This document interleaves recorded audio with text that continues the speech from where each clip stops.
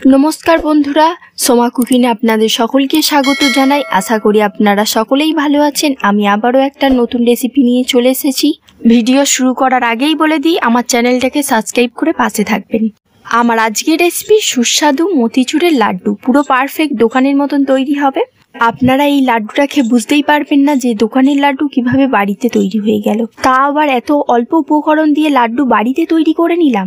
সত্যি আপনারা লাড্ডুটা খেয়ে বিশ্বাস করতেই পারবেন না, কিন্তু এর জন্য এই রেসিপিটা বাড়িতে অবশ্যই একবার ট্রাই করে দেখতে হবে। ভিডিওটা ভালো লাগলে এই রেসিপিটা আপনাদের বন্ধুদের সাথে শেয়ার করবেন, লাইক করবেন আর একটা সুন্দর কমেন্ট করে আমাকে জানাবেন। মতিচুরের লাড্ডু করার জন্য আমার ভিডিওটা স্কিপ না করে সম্পূর্ণ দেখবেন, দেখলে বুঝতে পারবেন আমি কিভাবে এই রেসিপিটা করেছি।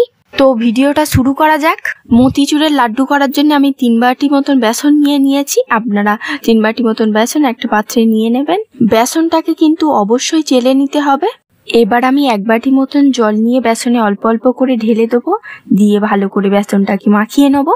আমরা অন্যান্য খাবারে যেমন বেসনটাকে মাখিয়ে ভালো করে ফেনিয়ে নিই, তেমন ফেনিয়ে নিতে হবে। ফেনানো হয়ে গেলে একটা প্যানেতে অনেকটা মতন তেল গরম করে নিতে হবে। এবার এই তেলেতে লুচির তেল ঝরানোর জন্য যেই ছাঁচা হয়, ওই ছাঁচা লাগবে।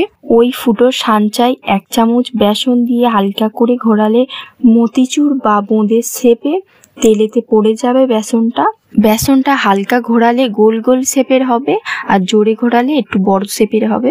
এরম ভাবে তেলে দিয়ে বোঁদেটাকে এপিট ওপিট লাল করে ভালো করে ভেজে নেবেন আপনারা।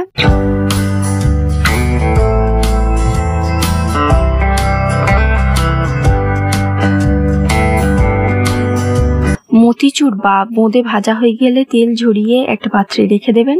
আবার সেম প্রসেসে মতিচুর তেলেতে ছেড়ে দেবেন। এবার ভিডিওটা ভালো করে দেখুন, আমি কিন্তু বেসনটা জোরে ঘোরাচ্ছি বলে মতিচুরটা আলাদা শেপের আসছে।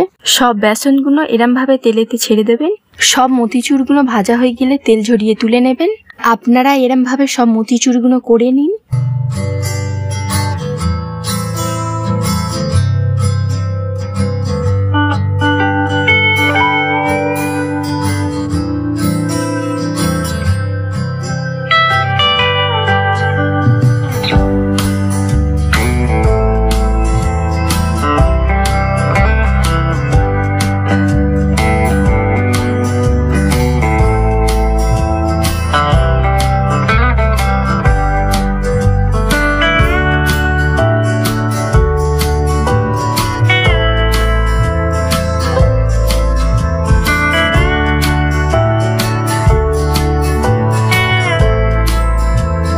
সব বেসনগুলো মতি বা বোঁদের সাইজে করে নিয়েছি। দেখুন কত সুন্দর দেখতে হয়েছে।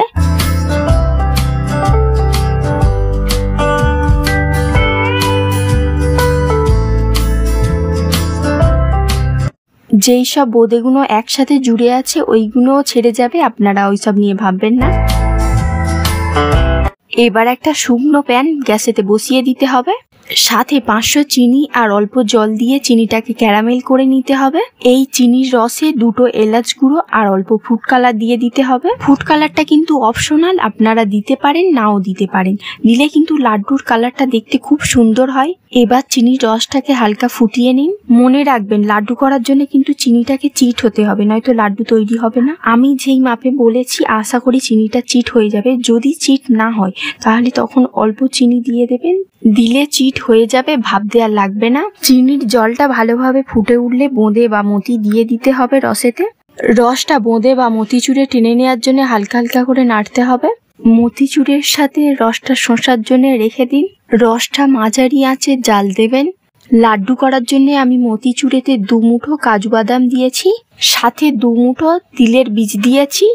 আপনারা লাড্ডুতে ছোট তিলের দানা কিংবা বড় তিলের দানা দিতে পারেন। এবার মতিচুর বা বোঁদের সাথে ভালো করে নেড়ে নিন। আমি বোঁদেটা নাড়ছি, দেখুন কতটা বোঁদেতে রস আছে। এই রসটা কিন্তু পুরো টেনে নিতে হবে আর শুকনো শুকনো করে নিতে হবে বোঁদেটাকে। রসটা যতক্ষণ শুকনো হবে না আমরা লাড্ডু তৈরি করতে পারবো না। বোঁদেটাকে নাড়তে নাড়তে রসটা শুকনো করে নেব। হালকা হালকা করে নাড়বেন যাতে মতিচুরটা শক্ত হয়ে থাকে। এরম ভাবে নেড়ে নেড়ে রসটাকে শুকিয়ে নিতে হবে। দেখুন রসটা কতটা শুকিয়ে গেছে। আর কিছুক্ষণ জাল দিলে লাড্ডু তৈরি করার জন্য মতিচুরটা পারফেক্ট হয়ে যাবে।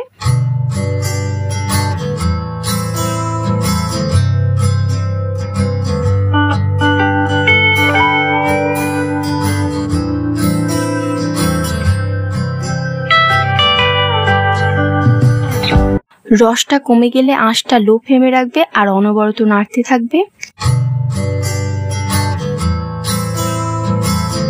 এবার দেখুন মতিচুরেতে কিন্তু রসটা খুবই কমে গিয়েছে, একদম নি বললেই চলে, শুধু মতিচুরের রসটা হালকা হালকা ফুটছে।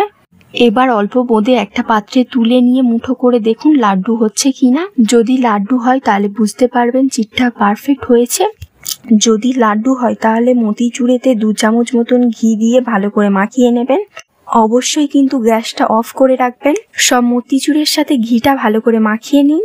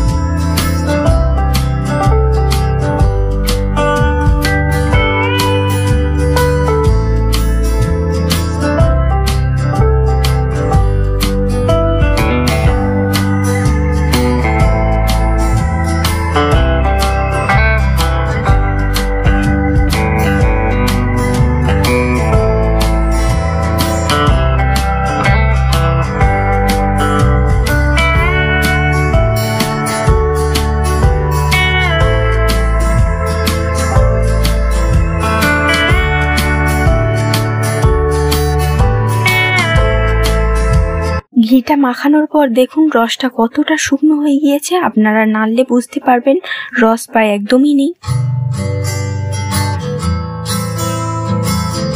এইরকম শুকনো হলে মতিচুরটা পারফেক্ট মতন হয়েছে, নামিয়ে নিন। মতিচুরটা হালকা ঠান্ডা হয়ে গেলে তখন আপনারা হাত দিয়ে করবেন। অল্প করে মতিচুর মুঠো করে নিন, নিয়ে পাকিয়ে গোল শেপে করে নেবেন।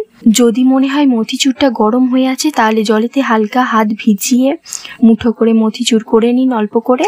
যেরমভাবে লাড্ডু তৈরি করে তেমন করে সব মতিচুরগুলো নিয়ে লাড্ডু তৈরি করে নিন। একটা করে লাড্ডু করে পাত্রে রেখে দিন।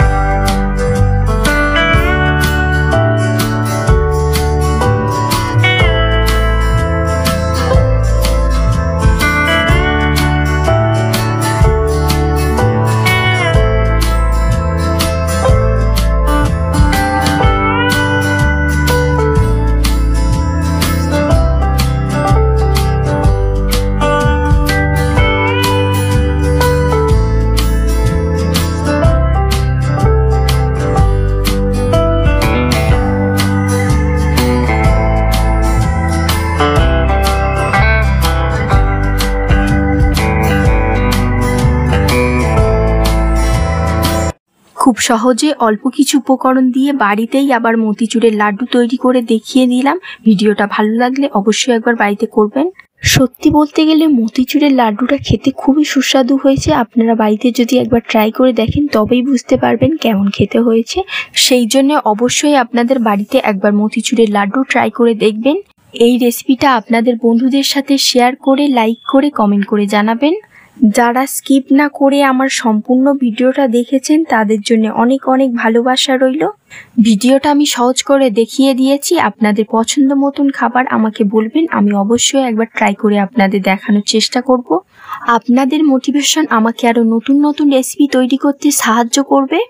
তো আমার চ্যানেলের নতুন দর্শক হয়ে থাকলে আমার চ্যানেলটাকে সাবস্ক্রাইব করার অনুরোধ রইল। পাশে থাকা বেল আইকনটা অবশ্যই প্রেস করবেন যাতে আমার চ্যানেলের নিত্য নতুন ভিডিও আপনাদের সবার কাছে সবার আগে পৌঁছে যাবে।